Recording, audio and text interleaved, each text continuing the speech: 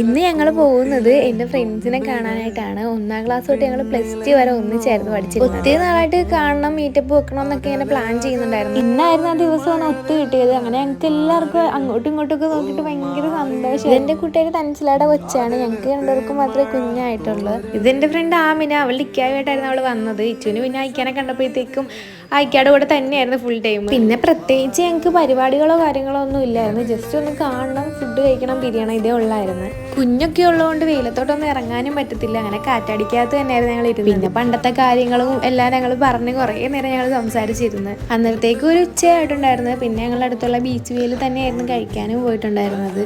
ആമിനയുടെ ഹസ്ബൻഡിന്റെ വീട് എറണാകുളത്തായതുകൊണ്ട് അവളും ഇക്കായും കൂടെ ഒന്നിച്ചായിരുന്നു വന്നിട്ടുണ്ടായിരുന്നത്. പിന്നെ വീഡിയോസിൽ ബാക്കിയുള്ള 3 ഫ്രണ്ട്സിനെ കാണിക്കാത്തത് അവർക്ക് പണ്ടോട്ടെ ഈ വീഡിയോ കാര്യങ്ങളൊന്നും താല്പര്യം ഇല്ലാത്തതാണ്. അത് ഞങ്ങൾക്ക് അറിയാവുന്നത് കൊണ്ട് തന്നെ ഞങ്ങൾ നിർബന്ധിക്കാനും പോയിട്ടില്ലായിരുന്നു.